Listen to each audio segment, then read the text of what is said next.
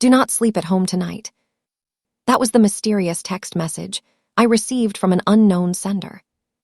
For a moment, I thought it was a mistake, a fragment of someone else's conversation that had drifted into my life by accident. I stood frozen on the sidewalk outside the grocery store, the plastic bags cutting into my fingers, my eyes locked on the glowing screen. The words didn't feel random. They felt deliberate, a command, not a suggestion. Around me, the city carried on with its usual indifference.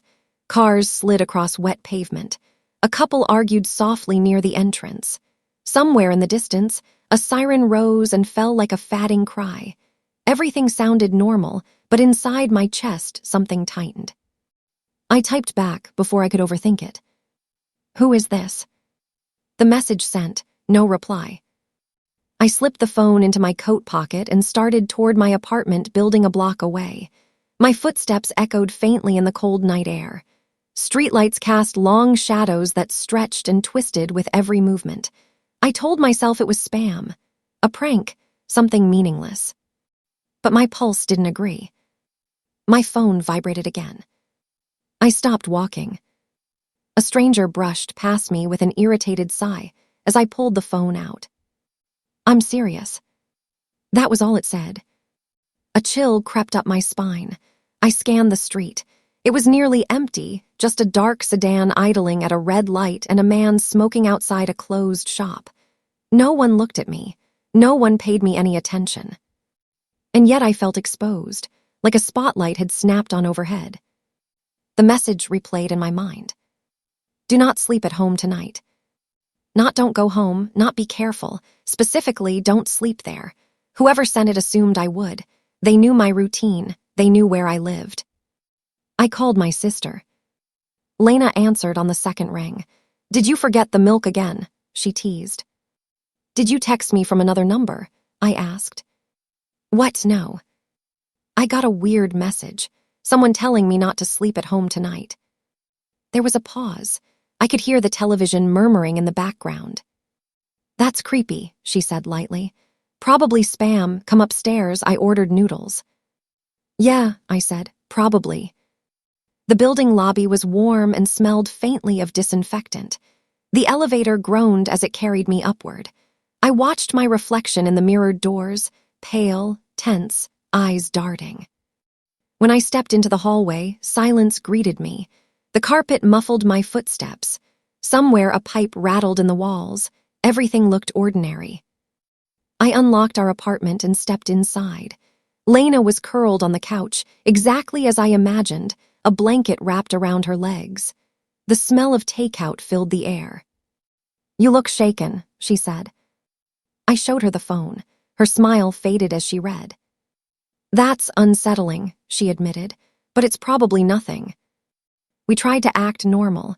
We ate, we talked about work, we let the television fill the spaces between sentences. Gradually, my shoulders loosened.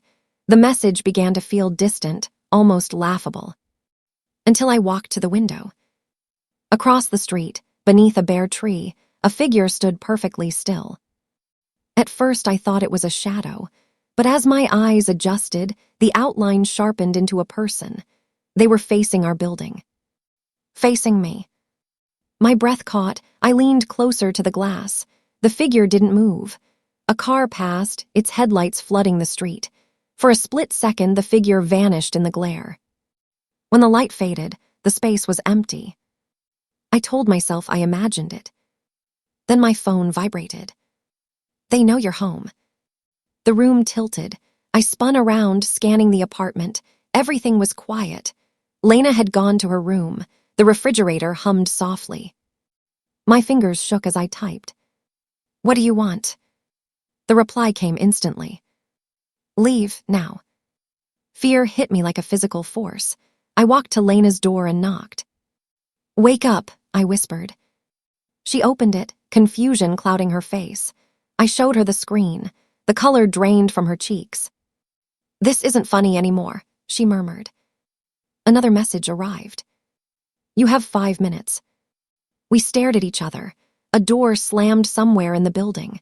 Footsteps echoed faintly in the stairwell. Okay, Lena said quietly, We're leaving." We grabbed coats, wallets, nothing else. My hands trembled as I locked the door. The click sounded unnaturally loud. At the far end of the hallway, near the stairwell, a shadow shifted. Someone was standing there. I couldn't see their face, only a silhouette half hidden in darkness. My pulse roared. "The stairs," I whispered. We moved quickly, forcing ourselves not to run. The figure didn't follow, but I felt their presence like a weight between my shoulder blades. The stairwell door slammed behind us as we descended. Our footsteps thundered in the confined space. When we burst onto the street, the cold air burned my lungs. My phone vibrated. Good. I stared at the screen, my mind spinning. Whoever was sending these messages was still watching. We hurried toward the nearest late-night cafe, needing light and people. Inside, warmth and conversation wrapped around us. We sat in the corner, hands wrapped around untouched cups. Then another message came. "Stay where it's bright. They're searching your apartment now." My stomach dropped. "Should we call the police?" Lena whispered. Before I could answer, another message appeared. "No police yet. They'll panic. Listen to me." The sender anticipated us with terrifying precision. "Someone who made a mistake. I'm trying to fix it," they wrote when I demanded answers. Minutes passed in tense silence. Then a man in a dark jacket entered the cafe. He scanned the room and his gaze paused on me. My phone buzzed. "Man in the dark jacket, don't panic." The sender was watching the cafe. "When the lights flicker, leave through the back." The lights dimmed and surged. A murmur rippled through the room. We stood calmly and walked to the back hallway, every step heavy with fear. I pushed open the exit door and cold air rushed in. The alley was empty. "Keep moving. They're losing patience," the next message read. We disappeared into the night, turning corners at random. My thoughts spiraled. This wasn't a prank. It wasn't random. It was targeted. "Emma," Lena whispered suddenly. "Why you?" I didn't have an answer. But as we walked, fragments of recent days resurfaced, tense meetings at work, a colleague asking unusual questions, a feeling of being observed that I dismissed as stress. My phone vibrated again. "They changed the schedule. You weren't supposed to be home tonight." A cold realization spread through me. Someone had planned something that required my presence in that apartment. And we had just escaped it. We ducked into a brightly lit hotel lobby several blocks away. Marble floors gleamed under chandeliers. A receptionist smiled politely as we crossed to a seating area, surrounded by cameras and staff. My breathing finally slowed. For now, we were safe. But safety felt fragile, borrowed. I stared at the last message on my screen. My reflection hovered faintly over the words, wide eyes, pale face, a stranger looking back at me. My life had split in two tonight. The version where I went home and slept peacefully, and the version where a single message pulled me into the dark. And as I sat there in the artificial calm of the hotel lobby, one truth settled deep in my bones. Someone had decided I was a pawn in a game I didn't understand. And I had no idea how far they were willing to go. The hotel lobby was too bright. That was my first coherent thought as Lena and I sat side by side on a low leather couch, pretending to scroll through our phones like ordinary guests killing time. The chandeliers overhead flooded everything with sterile light, reflecting off marble floors polished to a mirror sheen. Every sound felt amplified, the click of heels, the muted ding of the elevator, the soft murmur of the receptionist greeting late arrivals. Safety should have felt comforting. Instead, it felt temporary, like a thin sheet of glass between us and something waiting to break through. I reread the last message from the unknown sender for what must have been the 20th time. "They changed the schedule. You weren't supposed to be home tonight." The words crawled under my skin. Schedule implied planning, structure, a timeline that existed long before I ever received that first warning. "Emma," Lena whispered, leaning closer. "We can't just sit here. We need to do something." "I know," I murmured. My voice sounded distant to my own ears. I'm trying to think. Calling the police still hovered at the edge of every thought. It was the obvious step, the rational one, but the sender's warning echoed just as loudly. No police yet, they'll panic. Who were they? And why would police involvement trigger panic unless something larger, something organized, was in motion? My phone vibrated softly. Both Lena and I flinched. I opened the message. You did the right thing leaving. I can't talk long. They're auditing communication channels. Auditing. The word felt clinical and terrifying. It suggested resources, access, people who understood how to monitor digital trails. Who are you? I typed again. A pause stretched. I imagined someone somewhere, fingers hovering over a keyboard, weighing how much to reveal. Someone inside. The answer was maddeningly vague. Inside what? Before I could press further, another message arrived. Think about the past week. Anything unusual? You missed signs. I did too. The accusation stung, even though it wasn't cruel. It was factual. There had been moments, small disturbances in the rhythm of my days that I dismissed as stress or coincidence. And now they rose to the surface with painful clarity. 3 days earlier, I had stayed late at the office finishing a report. The building was nearly empty, the open-plan floor bathed in the cold glow of overhead lights. My firm handled corporate risk analysis, a job that sounded more dramatic than it usually was. Most of my days were spent buried in spreadsheets and projections. That night, as I packed my bag, I noticed Marcus standing near the windows. Marcus had joined our team 6 months ago. He was competent, polite, the kind of coworker who blended easily into meetings. We exchanged casual conversations about deadlines and weekend plans, nothing more. But the way he was standing there, still, watching the city below, unsettled me. Burning the midnight oil, I asked lightly. He turned, and for a fraction of a second, surprise flickered across his face. Then he smiled. Something like that, he said. You heading out? Yeah, you. In a minute. His eyes lingered on my bag, on my phone in my hand. It was subtle, but I felt it, a thread of attention that felt too focused.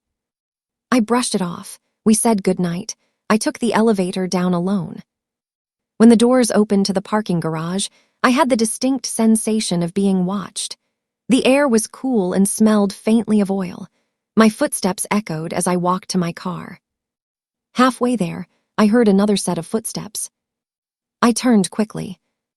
The garage was empty. My pulse quickened, but I told myself it was acoustics, sound bouncing strangely in a concrete space. I got into my car and drove home, the unease fading by the time I reached my street. Now, sitting in the hotel lobby, that memory felt different. Sharper. Intentional.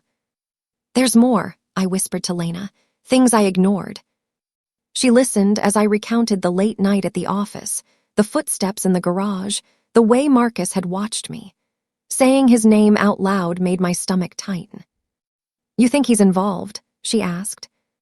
I don't know, I said, but it doesn't feel random anymore. My phone buzzed again. They planted surveillance in your apartment weeks ago. Cameras, audio, that's how they knew your routine. The message knocked the air from my lungs. I pictured our living room, the couch, the bookshelf, the framed photos. The idea that hidden eyes had been watching us inhabit that space made my skin crawl. Lena pressed a hand to her mouth. That's impossible, she whispered. But it was, not really. We'd both been careless with spare keys, trusting neighbors, maintenance workers. Access was easier than we wanted to believe. How do you know this? I typed. Because I helped install it. The world seemed to narrow to the screen. Lena read over my shoulder. Her fingers dug into my arm. They're admitting it, she breathed. A wave of conflicting emotions surged through me, anger, fear, and a reluctant thread of gratitude. Whoever this person was, they were confessing complicity while actively trying to protect us. Why? Why are you helping us now? I asked. The response was slower this time. Because tonight wasn't supposed to be intimidation. It escalated. I didn't agree to violence. Violence. The word sat heavy and undeniable. My chest tightened as a horrifying possibility unfolded in my mind. If we had stayed, if we had gone to sleep in that apartment. I couldn't finish the thought. Across the lobby, the elevator doors opened. A group of men stepped out, their laughter echoing briefly. For a split second, panic surged, irrational and immediate, but they moved toward the exit without glancing our way. I forced myself to breathe. "We're not safe," Lena murmured. "Not really." "I know." Another message appeared. "You need to disappear for a few hours. They're searching for you." The cafe contact lost visual. The phrasing was clinical, operational. It painted a picture of moving parts and assigned roles. This wasn't one person acting alone. It was a network. "Where do we go?" Lena asked. The hotel suddenly felt exposed. Public, yes, but predictable. If someone was actively searching, this would be one of the first places they checked. My phone answered for me. "There's a 24-hour clinic 2 blocks east. Cameras, security, constant traffic. Go there. Blend in." I hesitated. Trusting an unseen voice felt like stepping off a ledge. But every instinct told me they were our only guide through a maze we couldn't see. "Okay," I said quietly. "We're moving again." We stood, forcing casual expressions as we crossed the lobby. The receptionist smiled politely. The doors slid open, and the night air wrapped around us once more. The city felt different now, every shadow deeper, every passerby a potential threat. We walked briskly, shoulders close. I kept my phone in my hand, watching for the next instruction. Halfway to the clinic, a familiar car rolled slowly past. My heart stuttered. It was the dark sedan I'd seen earlier near our building. The windows were tinted, but I felt the weight of unseen eyes. The car continued down the street and disappeared around a corner. "Emma," Lena whispered, "that car." "I know." My phone vibrated. "They spotted you. Don't run. Turn left. Enter the convenience store." We obeyed instantly. The bell above the store door chimed as we stepped inside. Fluorescent lights buzzed overhead. A bored cashier glanced up from his phone. We moved to the back aisle, pretending to examine shelves. Through the window, I saw the sedan slow at the intersection. Seconds stretched unbearably. Then it drove on. I exhaled shakily. Another message. "Good, you're learning." The praise felt surreal under the circumstances, but beneath it lay a grim truth. This was a game of movement and timing, and we were novices being coached in real time. When the sender instructed us to leave the store and continue to the clinic, we followed without question. The building came into view, a squat structure with bright lights and glass doors. People drifted in and out, their faces etched with fatigue and minor emergencies. Inside, the waiting room buzzed with low conversation. We took seats near the center, surrounded by strangers. The anonymity was oddly comforting. For the first time since the night began, my thoughts slowed enough to form a coherent question. What do they want from me? The answer arrived after a long pause. Leverage. Your firm is auditing accounts they control. You're closer to the data than you realize. The implications rippled outward. My work, the reports I'd been compiling, sensitive financial trails that could expose criminal operations. They think you can hurt them, Lena whispered after reading the message. So they're trying to control you. Or silence me. A memory surfaced, Marcus lingering near my desk earlier that week, asking casual questions about my project timeline. At the time, it felt like workplace curiosity. Now it felt like reconnaissance. My phone buzzed again. I can't protect you forever. You need authorities soon, but timing matters. The contradiction twisted in my chest. We were balancing on a knife's edge between secrecy and exposure. Emma, Lena said softly, we can't live like this. We have to end it. She was right. Running indefinitely wasn't survival. It was delay. I typed one final question to the sender. What happens if they catch us? The reply came almost instantly. They make an example of you. Cold settled deep in my bones. Around us, the clinic hummed with ordinary life, a child coughing, a nurse calling a name, a vending machine whirring. The normalcy was jarring against the storm unfolding just beyond the walls. I looked at Lena. Fear mirrored my own in her eyes, but beneath it was resolve. We go to the police, I said quietly. Soon, but we do it smart. My phone vibrated one last time. Good, I'll guide you, but understand this, tonight was only the beginning. The words lingered long after the screen dimmed. As I sat there, surrounded by strangers and fluorescent light, a terrible clarity settled over me. Every uneasy moment from the past week, every glance, every misplaced object, every whisper of intuition I'd dismissed, had been a warning. And I had ignored them all. The clinic clock read 1:47 a.m. I stared at the red digits like they were a countdown to something inevitable. Around us, the waiting room existed in a strange, suspended state, not quite night, not quite morning. People sat slumped in plastic chairs, wrapped in their own private discomforts. A nurse moved behind the reception desk with quiet efficiency. The air smelled faintly of antiseptic and burnt coffee. We had been there for almost 40 minutes. 40 minutes of pretending to be ordinary. My phone lay heavy in my palm. The unknown sender had gone silent after their last message. The absence of guidance felt like standing at the edge of a cliff without a railing. What if they stopped answering because they got caught? Lena whispered. The thought had been circling my mind, but hearing it aloud made my chest tighten. I don't know, I admitted, but we can't freeze, we need to move forward. Forward meant police, evidence, exposure.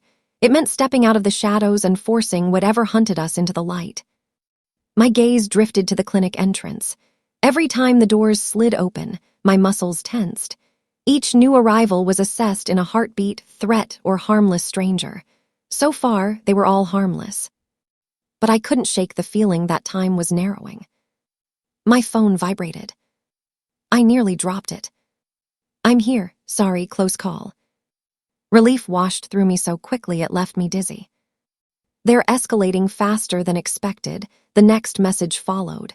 You don't have until morning. You need to understand what you're inside of. Inside of. The phrasing unsettled me. It suggested that this situation wasn't orbiting my life. It had embedded itself within it. Explain, I typed. There was a long pause. I imagined the sender weighing risks, deciding how much truth I could carry without breaking. When the message arrived, it was longer than any before. Your firm isn't just auditing random accounts. You're tracing money tied to a shell network that launders funds for a private security contractor. On paper, they're legitimate. In reality, they operate in gray zones, enforcement, intimidation, asset recovery outside legal channels. Your latest report flagged inconsistencies. You got closer than anyone expected. The clinic faded around me. The spreadsheets I'd been analyzing resurfaced in my mind, columns of numbers that hadn't aligned, transactions rooted through obscure subsidiaries. I'd flagged them as irregularities, assuming they were errors or sloppy bookkeeping. They weren't errors. They were footprints. And they think you're about to expose them, Lena whispered after reading the message. Or they think I already have, I said. Another vibration. They plan to scare you into compliance, a controlled incident, break-in threats. Maybe staged vandalism, enough to make you back off the audit, but someone higher up changed the directive. They wanted certainty. Certainty. The word was ice. They were going to kill you, Lena said bluntly. I didn't answer. I didn't need to. The truth hung between us, heavy and undeniable. Why tell me all this? I typed. Why betray them? The response came slowly. Because I joined to stop worse people than this, not become them, and because I saw your file, you're not collateral, you're a person. The simplicity of that shook me more than any technical explanation. Somewhere in the machinery, designed to reduce lives to leverage, one person had remembered my humanity. A nurse called a name across the room. A man stood and shuffled toward the examination corridor. The ordinariness of the moment felt surreal against the magnitude of what I was learning. "What do we do now?" I asked. "You need evidence, something tangible. Your apartment is compromised, but it's also a crime scene waiting to be documented. If we move carefully, we can use that." My stomach twisted. The idea of returning there made my skin crawl. "They think you're still running blind," the sender continued. "That's your advantage." Before I could respond, the clinic doors opened again. A woman entered, her posture stiff, eyes scanning the room with quick precision. She wore a dark coat, her hair pulled back in a tight knot. Something about her presence cut through the ambient noise of the waiting room. She wasn't here for medical care. Every instinct in my body sharpened. My phone buzzed instantly. "New arrival. Woman, dark coat. She's not with them, she's with me. Don't react." My pulse hammered.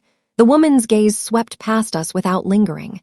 She approached the reception desk and spoke quietly to the nurse. After a brief exchange, she turned and sat 2 rows ahead of us. Lena's fingers brushed mine. "Who is she?" she mouthed. I typed the question.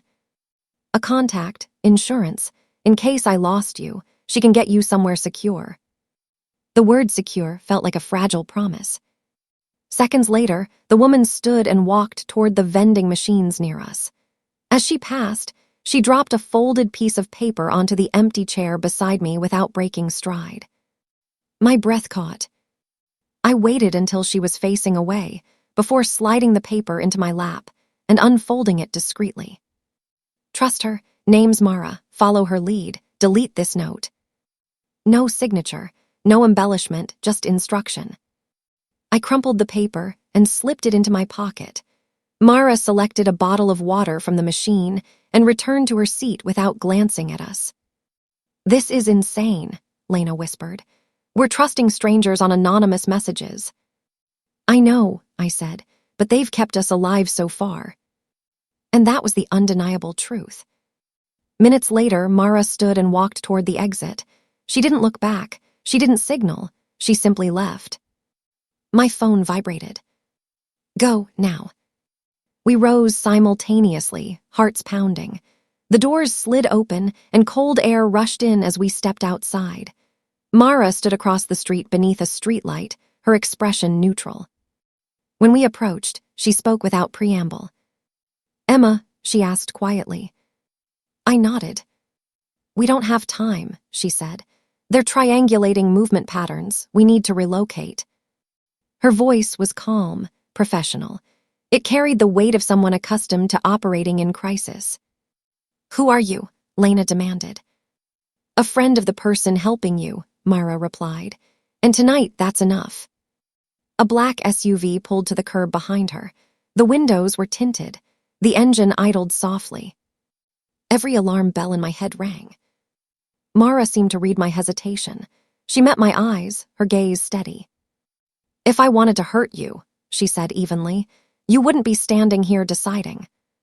The blunt honesty disarmed me. I looked at Lena. Fear flickered across her face, but she nodded once. We got into the SUV.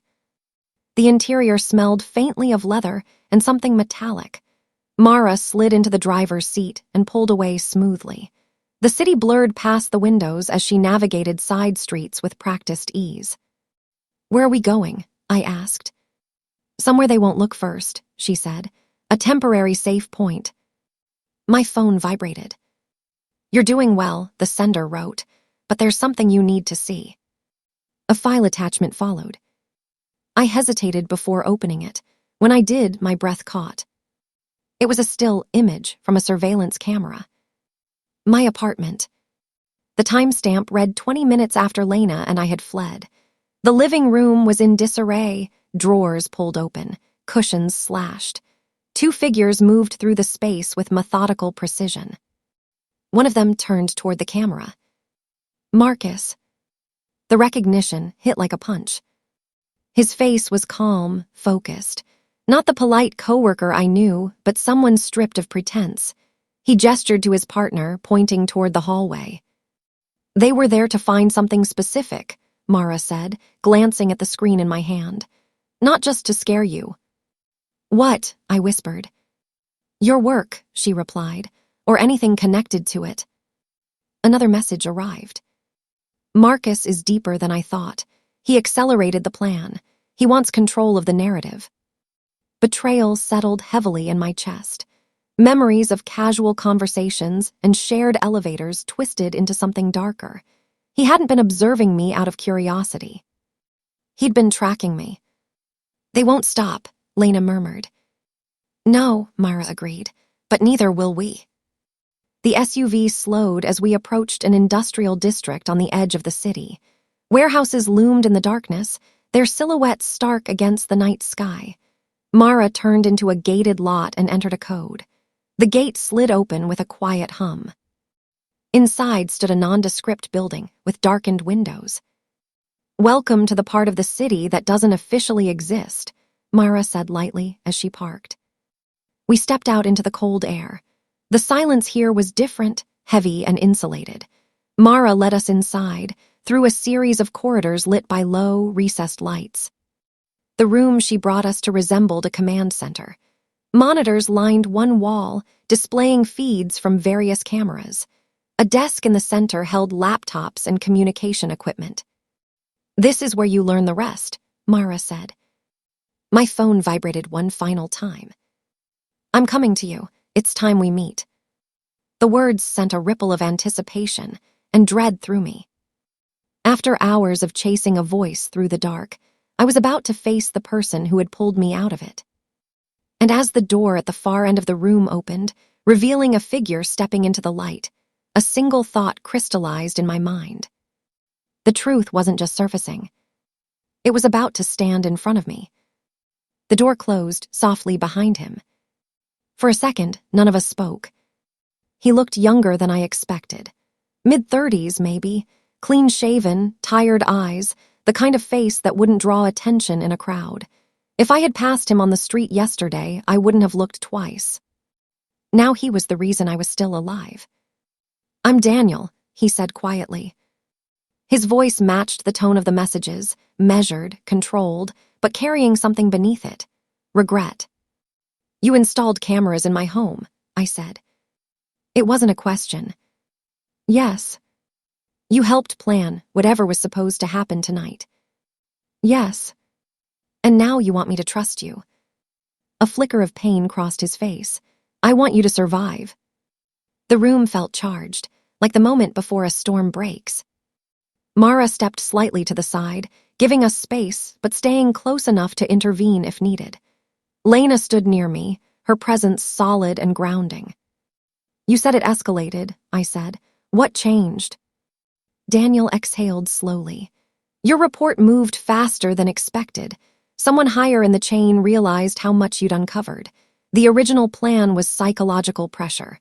Break in, threats make you withdraw the audit.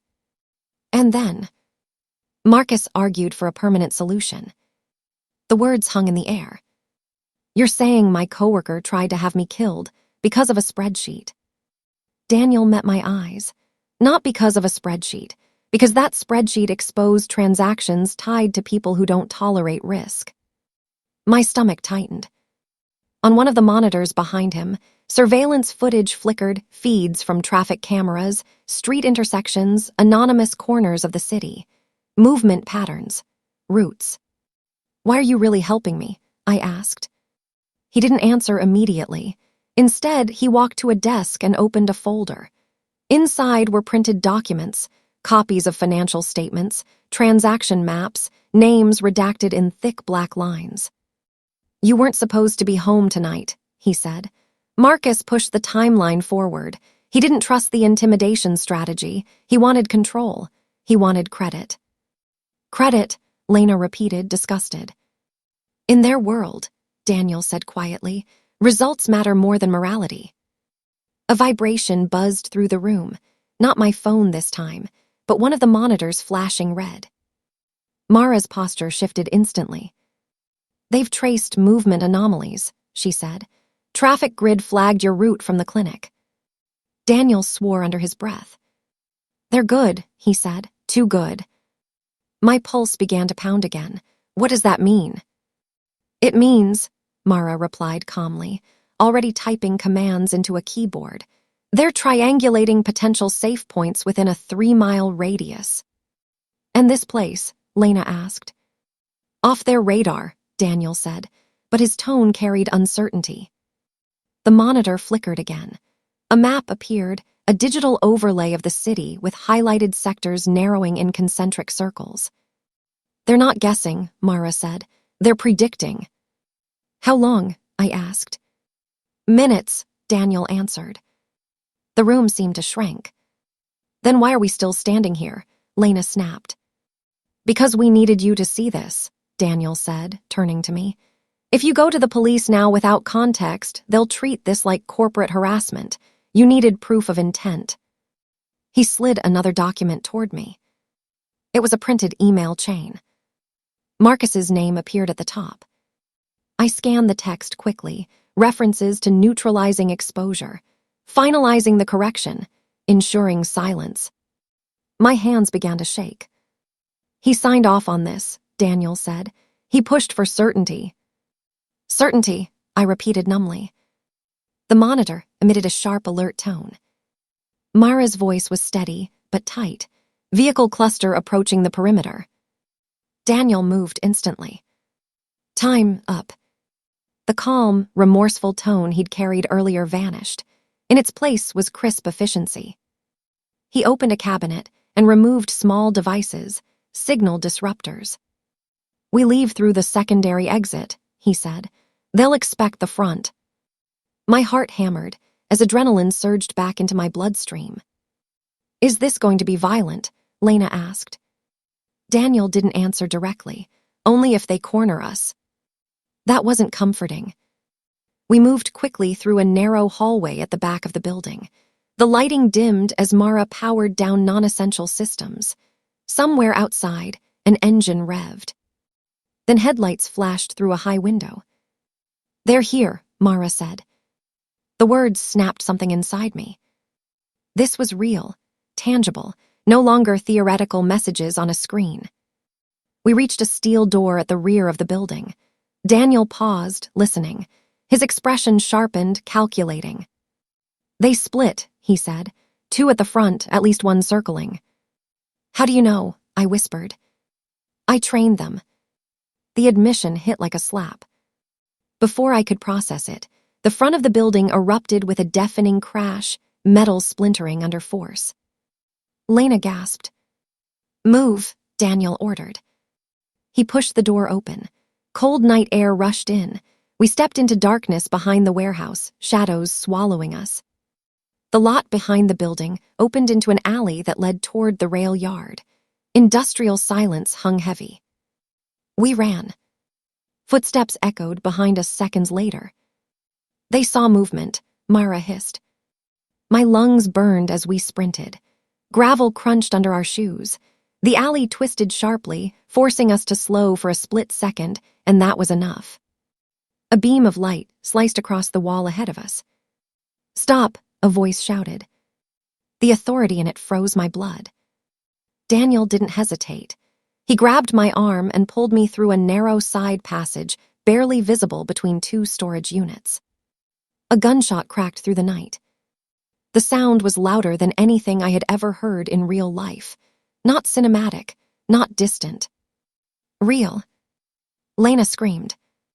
The bullet struck metal somewhere behind us with a violent clang. Keep moving, Mara shouted. We burst out of the passage onto the edge of the rail yard. Freight cars loomed like dark giants in the night. The air smelled of oil and cold steel. Another shot rang out. Daniel turned, drawing something from his jacket, not a firearm but a flash device. He threw it behind us. A burst of blinding light exploded in the alley, followed by shouts. They'll recover in seconds, he yelled. We darted between rail cars, weaving unpredictably. My heart pounded so hard I thought I might collapse. The world narrowed to breath and motion and the sound of pursuit. Emma, Lena cried as her foot slipped on loose gravel. I grabbed her hand, dragging her upright. Ahead, A chain-link fence separated the yard from the street beyond. Locked. "Daniel," I shouted. He was already moving. He pulled a small cutter from his pocket and attacked the chain with ruthless speed.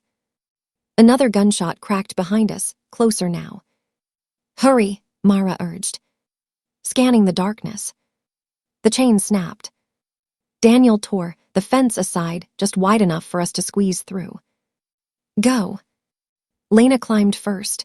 I followed, scraping my palm against metal. Daniel and Mara came last, pulling the fence roughly back into place. Headlights swept across the rail yard behind us. "They're not stopping," Lena panted. "No," Daniel said grimly. "Marcus won't." We stumbled onto the street. Mara raised her hand sharply. A car screeched to a halt beside us, an unmarked sedan. "Inside," she commanded. We piled in. The driver accelerated instantly, tires squealing as we tore away from the scene. Behind us, 2 dark SUVs burst onto the road. "They're still on us," the driver said calmly. My entire body trembled uncontrollably. "This ends tonight," Daniel said. "How?" I demanded. He looked at me, eyes steady despite the chaos. "By making it public." The words cut through the panic. "You mean?" "Police, federal if necessary, with evidence. We don't run anymore." Another gunshot echoed in the distance, but we were already turning sharply onto a crowded main road. Traffic swallowed us. The SUVs hesitated, then fell back. Inside the car, silence settled slowly, broken only by our ragged breathing. I looked at my hands. They were shaking violently. I had come within seconds of dying in a rail yard because I had done my job too well. And the man who used to smile at me across a conference table had just tried to erase me. Daniel met my gaze. "It's over," he said quietly. But I knew better. It wasn't over. Not until the truth was undeniable. By the time the sky began to lighten, I felt like I had lived 3 different lives in a single night. The SUV rolled to a stop behind an unmarked concrete building just as the first pale streaks of dawn stretched across the horizon. The storm had passed, leaving the city washed and quiet. The streets were nearly empty, the chaos of ordinary life not yet awake. For a moment, no one spoke. Daniel stepped out first, scanning the area. Mara followed. Then Lena and I climbed out, stiff and shaken. My legs trembled when my feet touched the pavement. I wasn't sure if it was from exhaustion or the delayed crash of adrenaline. "Inside," Daniel said gently. The entrance looked plain, government gray, no signage, reinforced glass. It didn't look like the kind of place where lives were saved. But that night it was. Inside, fluorescent lights hummed softly overhead. The hallway smelled like disinfectant and coffee. Safe, controlled, structured, the opposite of the chaos we had just escaped. Mara led us into a secured office room. A metal table sat in the center. Laptops were already open. Files were stacked neatly in folders. This wasn't a last-minute rescue. This had been building for a while. "Sit," she said. I lowered myself into the chair. Lena sat beside me, clutching my hand like she used to when we were children crossing a busy street. Daniel closed the door behind us. The click of the lock sounded final. "You're safe here," he said. Safe. The word felt foreign. I looked at him. "It's over." He hesitated just slightly. "It's contained." Not over. Contained. There's a difference. Mara opened one of the folders and slid it across the table toward me. Inside were printed emails, internal financial reports, security footage stills, phone metadata logs, and in the center of several pages, Marcus's name. I felt something shift inside my chest. Not shock, not anymore. Confirmation. I didn't want to believe it, I whispered. Marcus had smiled at me in meetings, asked about my sister, brought coffee to the office when we were working late on audit reviews, all while building a plan to erase me. "He underestimated you," Mara said. He thought pressure would scare you into silence. Daniel added. When that didn't work, he escalated. My throat tightened. The apartment, I began. Monitored, Daniel confirmed. Temporary access, cameras placed strategically, enough to know your routine. And tonight. They were going to stage something, Myra said carefully. A break-in, possibly worse. You weren't supposed to have warning. The room felt suddenly smaller. If I had ignored that message. If I had rolled over and gone back to sleep. I pressed my hands flat against the metal table, grounding myself in its cold surface. But I did get a warning, I said. From who? Daniel and Mara exchanged a glance. That was when my phone vibrated. The sound was small, almost delicate, but in that quiet room, it felt explosive. Lena flinched.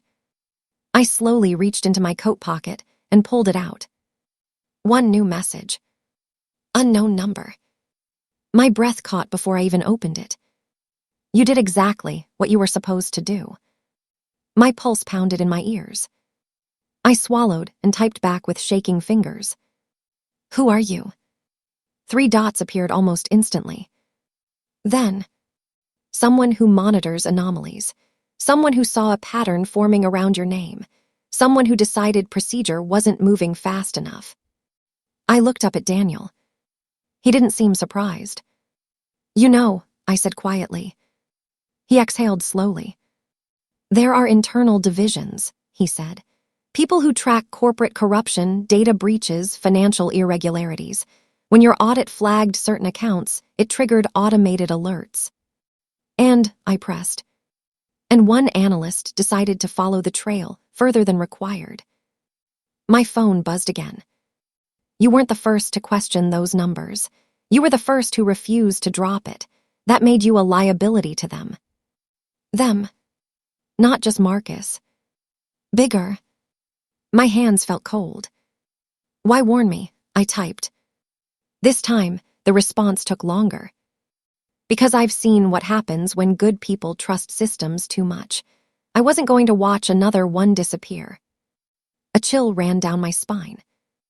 Disappear. Not resign. Not transfer. Disappear. Lena squeezed my hand. What are they saying? That someone inside saw the danger before it became official, I whispered. Daniel nodded slowly. You were flagged for potential coercion, then potential removal.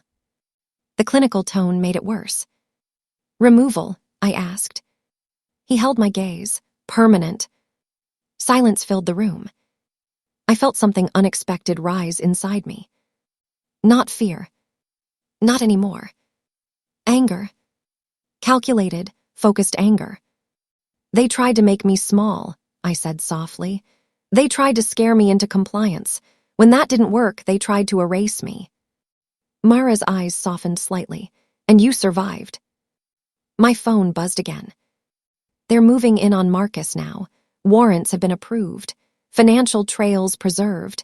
You'll likely be asked to testify. I inhaled sharply.